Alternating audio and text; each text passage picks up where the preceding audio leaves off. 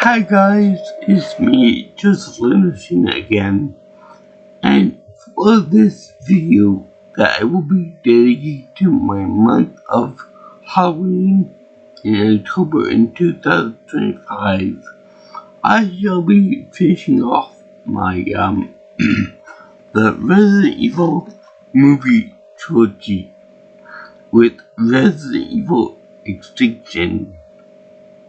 Now this is gonna be the last one. I think it's like good in this series.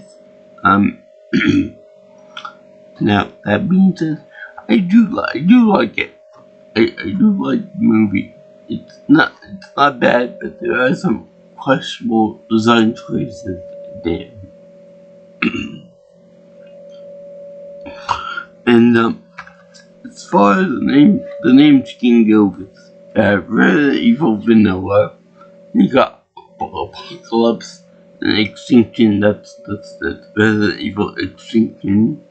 And after that, you have Resident Evil Afterlife, and then Retribution, then Doug Dopey and Sneezy.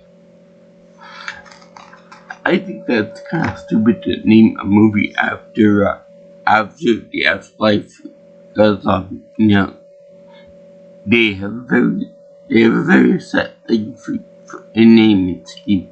You got something bad that happened to humanity, then it goes to Extinction, then it goes to Afterlife, and then we can do have reincarnation after that. Very bad indeed. But this movie is very interesting because it's set in I'll get to that setting in a minute. But so right now, we start out with the beginning of Resident Evil again. Which Alice, played by Mila Jovovich, is if I'm even pronouncing that name right, she is waking up in the shower again. Just like in the first movie. And just like in the first movie, she wears that red dress again, iconic outfit, and she goes into the laser room like in the first movie again. It doesn't like a certain director is trying to show off how pretty and hot his wife is, and how much nostalgia we should be feeling for the first Resident Evil movie. I know she's pretty, and I know she's got a good body, but do we have to see every movie that he makes, repeat of the first one? If I want to see her doing that, I would have saw the first movie again.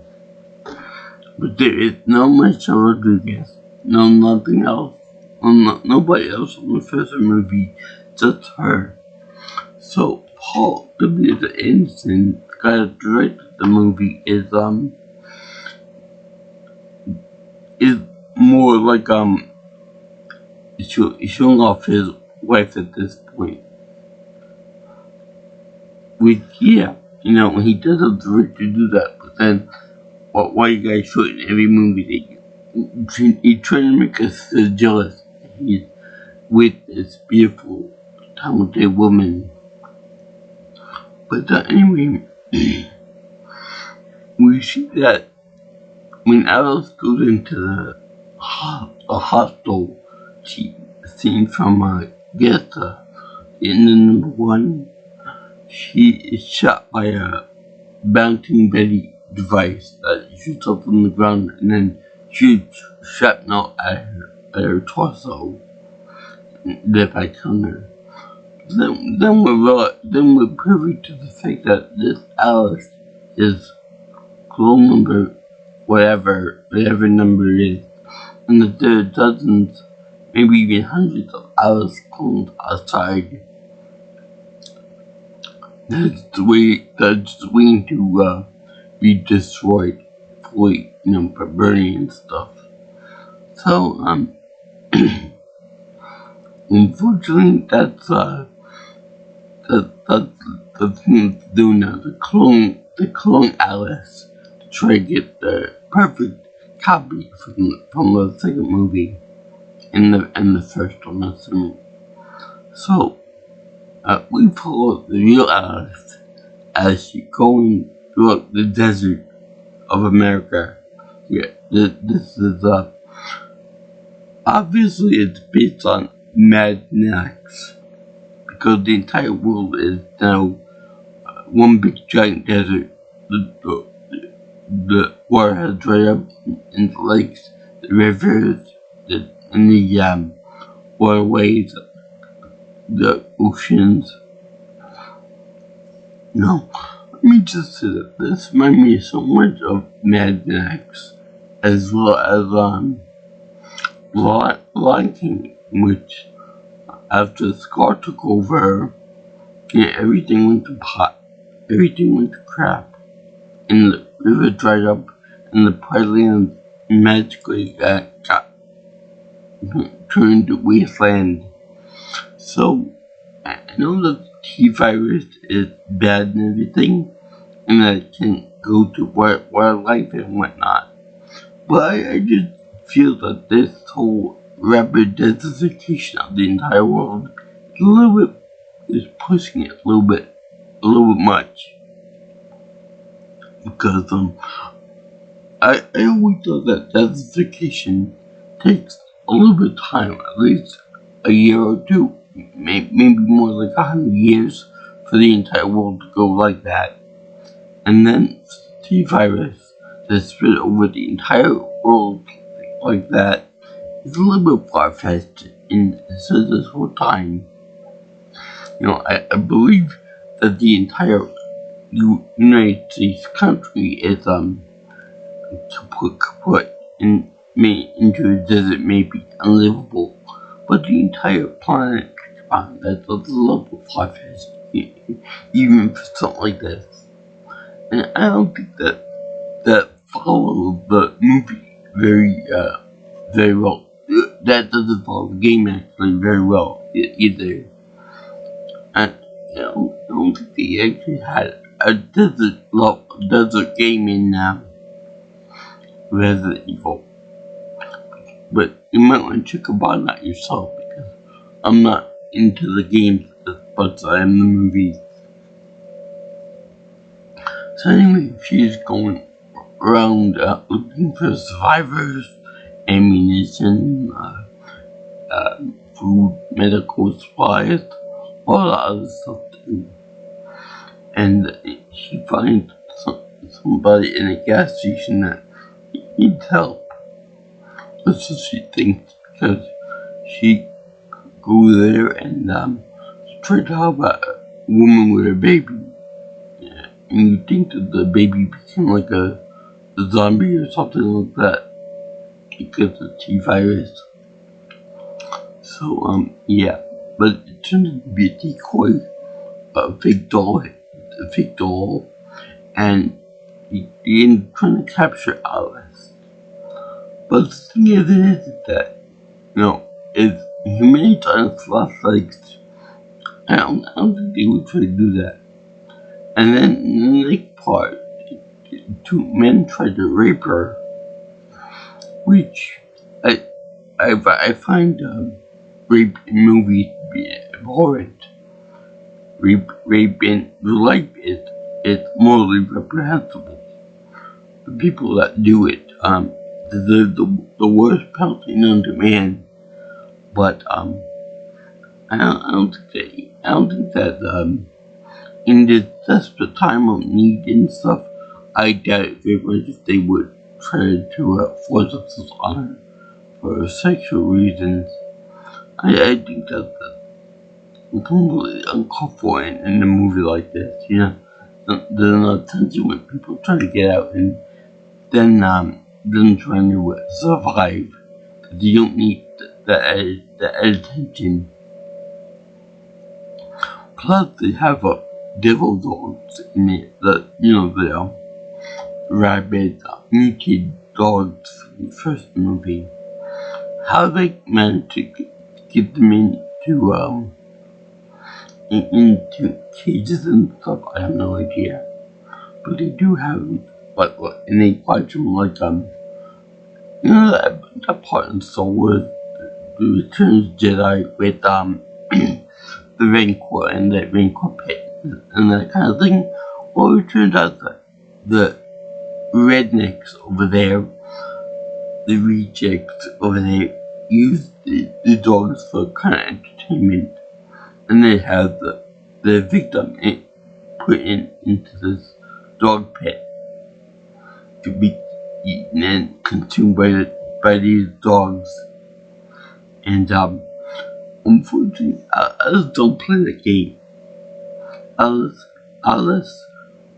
captures the dogs, electrocutes them sometimes, and wraps their necks around cords, so that when the dogs pull on them trying to get at her, they pull the roof down, the ceiling down on top of them, so that the unintelligent people who just sit there and just take it while the roof is shaking and stuff, and then they end up being mauled by the animals when the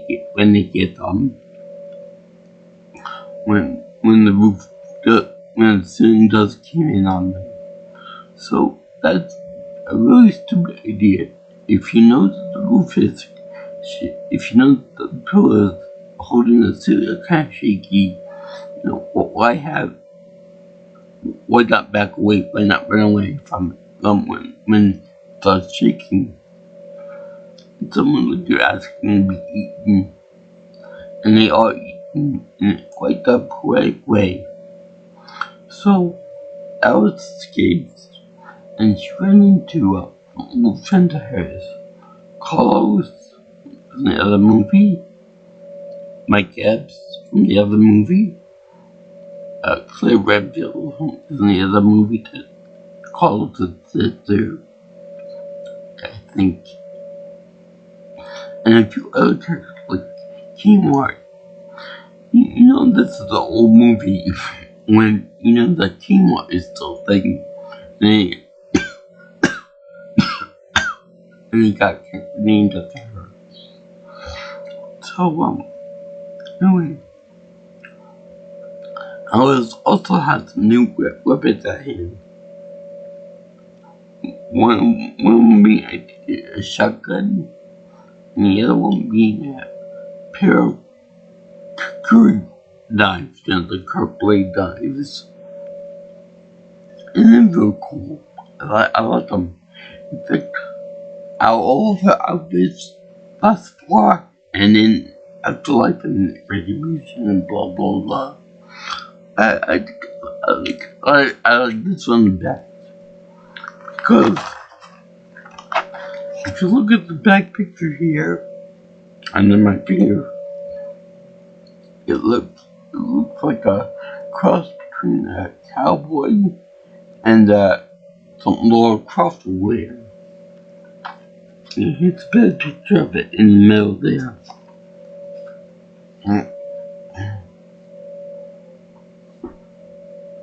So very, very nice, very stylish, and still very usable in a zombie apocalypse.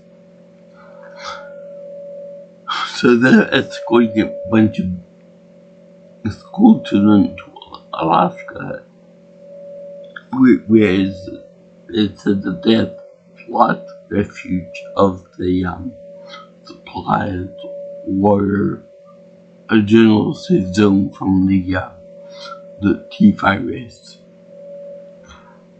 and the infected people. And they have to go there, and they have vehicles too. They have a Hummer that's used to crush zombies called Then on the road. Which it's funny because the next vehicle line is a school bus with the kids in there. And it's real funny that they have the zombie, when the zombie gets crushed, they spray, of course. So when the spray gets up to the window, they don't actually reach the window. so the kids can be affected by it. Very, very handy, if you ask me. So anyway, they also have a tractor trailer, which reminds me of the Wart Rig from Fury Road, as well as some other vehicles. One mounted flamethrower on it. Big gas guzzling vehicles. So, then they meet up and they set up camp over there. And then on the next time they go to Las Vegas. Boy, I do miss Kmart. I wish that it still existed today. But we get nice things. Because it's an old movie that refers back to Kmart. And they were so nice with stores. But anyway, is there Kmart reference in the games? I'm just curious, would it be a character or would there be some other reference, advertising references or something? I'm genuinely curious. So anyway, they meet up and you set up like a perimeter around it, kind of like Congo. And there's all these things, all from to a bus on top. Of course, Mike Epps got shacked up with the only other black person in this little convoy. We can't read wherever you want it at. But then he got up, and I believe that they're the only two romantic couple in there, except maybe Carlos and Alice. Because both of them are badasses in this movie. But everyone trying to survive. You got the scientist guys in the grow lab. They're trying to domesticate the creatures, the zombies, and one of them is actually trying to get injected with something, or maybe the antivirus, and then his eyes become black and docile, and he starts putting together a little puzzle box there. Thank God it's not Rubik's Cube. Nobody can do that, especially a zombie. So he also gets a little cell phone to use a cell phone. And the funny thing is, the guy actually knows how to use it, because he retains some memory, some coordination, some IQ points and stuff. Obviously not a negative guy himself, because he's intelligent and he remembers stuff. So, anyway, the thing is that the guy used his cell phone like he would trying to call someone. I could imagine how funny it would be if he did call somebody up and said, "Excuse me, I would like to order a large pizza, a large meat lover's pizza with extra greens on it. Thank you." But that would have been funny. Domino's or Papa John's. But I definitely prefer Domino's over Papa John's any day. So anyway, while he's doing the puzzle box, he gets kind of confused and frustrated, and that's when he becomes more of a zombie guy. More a guy that snaps him back to being aggressive and all that. He immediately kills one of the scientists, and then the head scientist goes away, goes out of the little clear classroom, and locks the other guy in there too, normal guy. So I've already used up my Trump joke quota with the other movies, so I'm done pick on them for now. But I have no problem saying that that's what Stephen Miller would do. Stephen Miller is a cold-hearted bastard, so I got feeling that if that were him, he probably would let somebody else die instead, or like someone normal in the room with an aggressive zombie and stuff. So anyway, they also have a program in which they can monitor Alice, the main Alice, number 87, number 87. So what they do is they do like a first person type thing where they can actually see her perspective.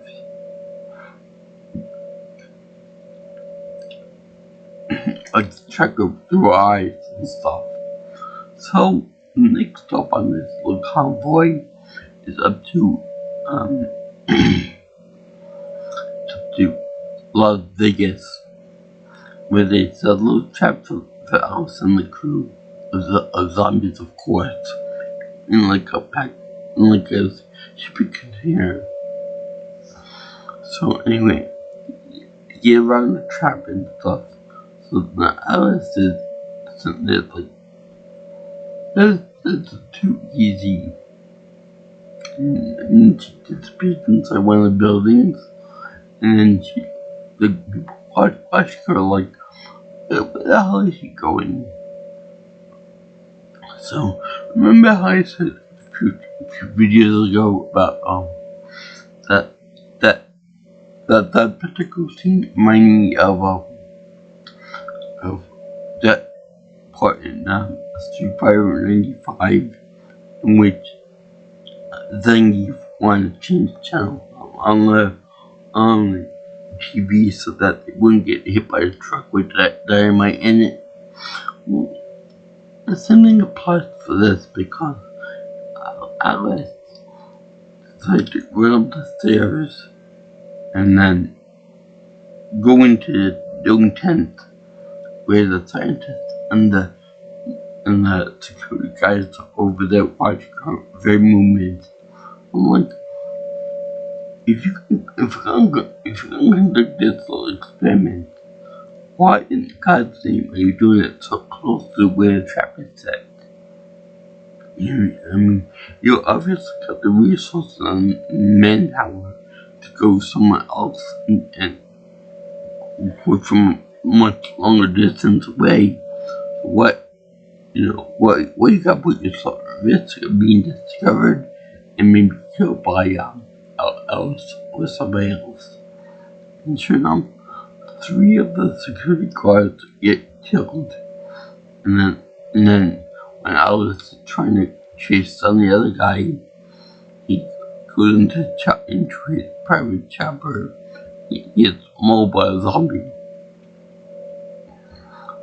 I like to think that it's the same zombie as before, but I don't know. All zombies look alike. That's a weekend for having a zombie and zombie violence. So anyway, when you go into when he flies away, he goes back to the underground lab. Now his underground lab is surrounded by a simple wire fence. Now, at the beginning of the movie, when we were seeing about the dozen Alice's put into this killing field, this little slope area, much like what they would have in Vietnam. You see a bunch of zombies around this fence area, but the thing is that those were just like 6 or like 10 zombies all together, so get the sense, the chilling sense. But if you run the movie like right now, like that number has easily multiply times 10. So you got something like 100, 200 zombies wheeling on this chain link fence. How strong is this thing? Now, I would imagine that it probably needed the breaking point. So anyway, all of a sudden the others figure out that they have to assault this tech facility. It's like they will never be free to go to Alaska in peace. And that they also have a public birds. Because these people went to send a flock of black crows. The crows from them went to taking a weed or something. So they took a flock of crows and they sent them over to attack the convoy, like an aerial attack. So you could just imagine the head scientist going, "Go, my pretties, fly, my pretties, go get them." Like Wicked Witch of the West. So that they end up attacking so many people. The flamethrower scene is funny from the magistrate on top of one of the cars, and they end up having all the children go to the bus, and then somebody dies when they transfer kids to another vehicle. And in the process, Carlos gets bitten by a zombie, and then he transforms, but very slowly, unfortunately. I want to see the zombie Carlos. So anyway, he's trained and to protect everybody. Alice does her psychic powers on everything, and it gets encircled by a dome of pure psychic energy, psychic power, and that it's really cool. I like it a lot. So she ends up saving the day. They end up branching off because Carl's injured. He decides to sacrifice himself so that he can ram the gate with the big truck and explode everything so that the other people could go in the Hummer to see what's with it underground facility. And you say that because of the antivirus, they may be able to save Carl's life. And it's only because when she does this, he said, "No, it's too late for me anyway, so why even bothering? Get my revenge on the Umbrella Corporation." So, okay, so then that happens, and then, the guy, the scientist guy, injects more antidote, even though he's been exposed to the antidote for so much, and so long. And he starts to mutate too, very suddenly, into a tyrant, I believe they call it, with tentacles. And he ends up killing all the guards, going crazy and mad with power.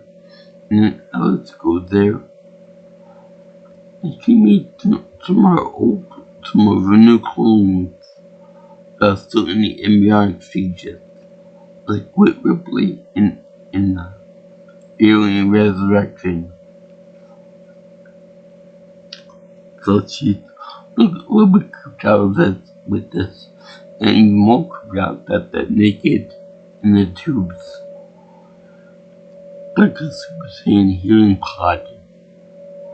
And pretty well there.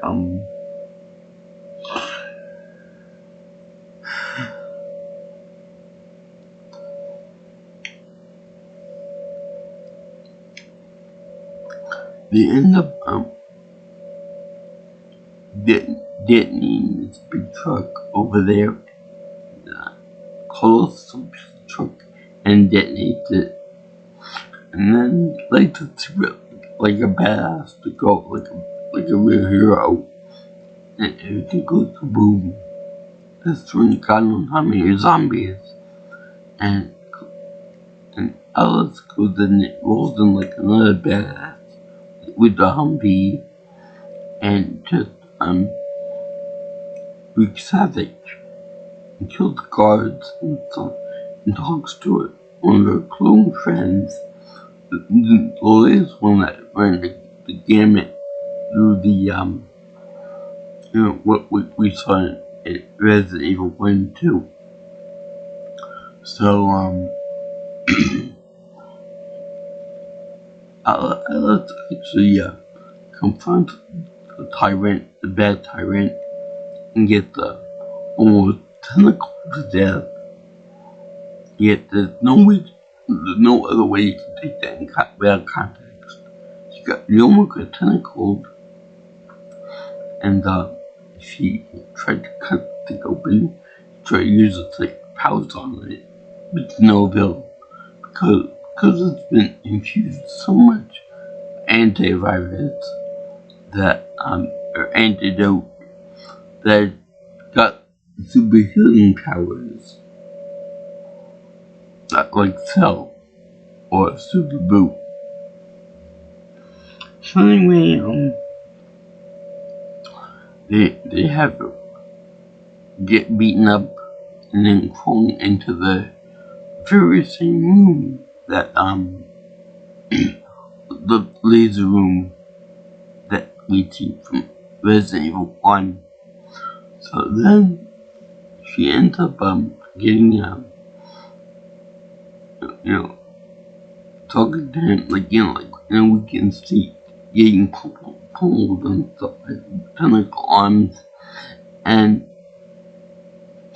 then from there she ends up getting she ends up laughing at him because she knows where she is, but he doesn't realize that if she let him into chapter of her own, and Lisa come on, and they saw that cut him up in the cubes, like in the first movie, where they did diagonal cubes. But then they stopped right when she comes from her, because the other Alice was over there at the computer stopping them all. And then we also get a review of the White Queen computer program, which is the good counterpart to the original Red Queen, and it's an image of the little girl from the second movie I mean. So it's pretty cute and innocent. But then the guy dies. Now it's all well good that the guy perished, that he died before he could kill us, but what the hell happened to the regeneration? I thought this guy could come back from any wound and still survive. That's bullshit right there. He should still be alive. He should still be kicking ass.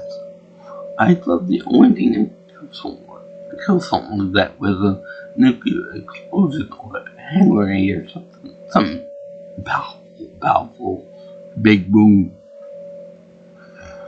So then she gets into a call with a bunch of big wigs over in the next world area, and she said, "I'm coming for you guys, the Umbrella Corporation, because you did a bunch of bad shit, and you allowed this to happen.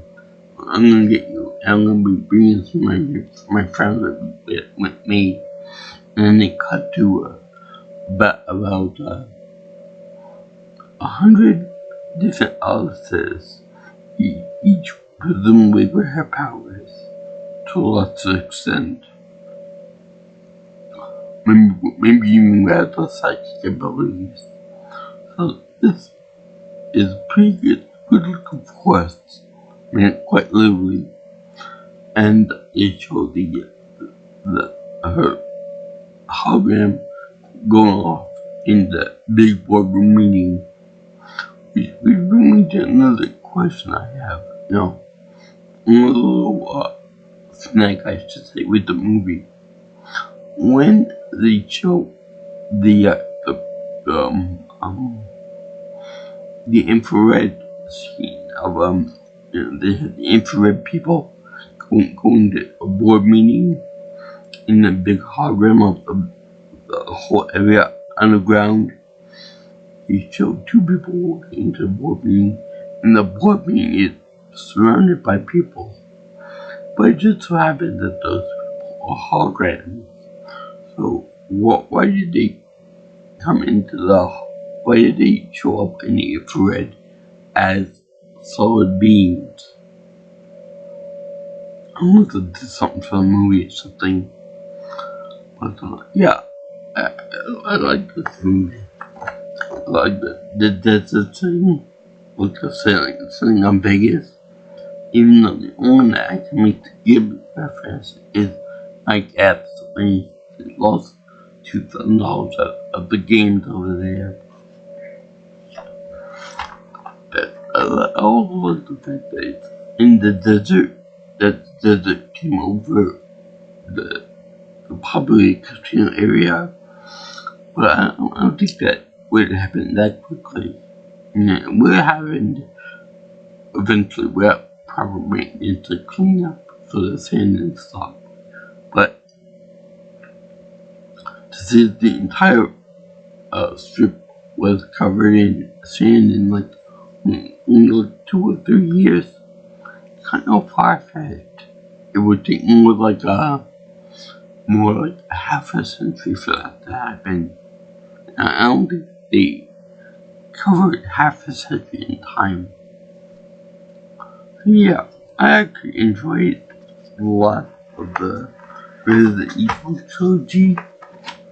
Although I wish that they continued on with that on there, because now they're gonna Metroid her again, and that they're gonna nerf her again in the next movie. They're gonna give her some kind of an aggravation in which all of her psychic powers don't equal anything anymore. And I think that they killed clones too for some reason. Anyway, but it's kind of stupid, but I'll cover that in the next movie next year. So, I thank you for watching my video on Resident Evil Extinction. They showed that the world became a giant sandbox, giant kitty box. Even though I think that that's kind of far-fetched, and that wouldn't happen in real life if this kind of thing did happen.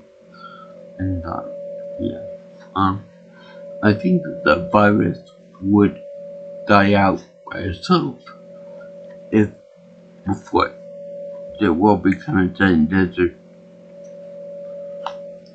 So I did this for Halloween month in 2025, in the month of October. And if you like what you see here, you want to see more of my videos, just like, comment, share, and subscribe to my channel. And also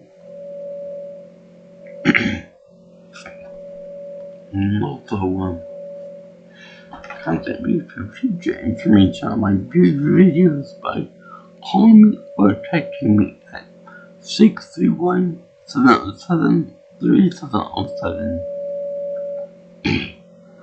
And if you'd like to comment on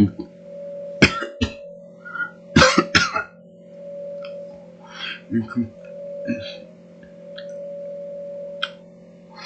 follow me on Twitter at PNelsonPro. And then if you want, you can get my email at jjsviewingchannel@gmail.com. Also, I would like to salute anyone that likes these movies because they might not follow the games exactly, but they're pretty much harmless as far as movies are concerned. Not bad video game adaptations, or like they go so far out of the way from the video game logic. They have to have the mandatory mutate dogs. They have to have the sexy outfit. You have to have zombies, type enemy, etc., etc., etc. The Mad Max rule was kind of weird, though, but so I would like to pay down my presents such as I'll see you in the next video. All you girls and guys in Land. Ciao, ciao. I'll be insane and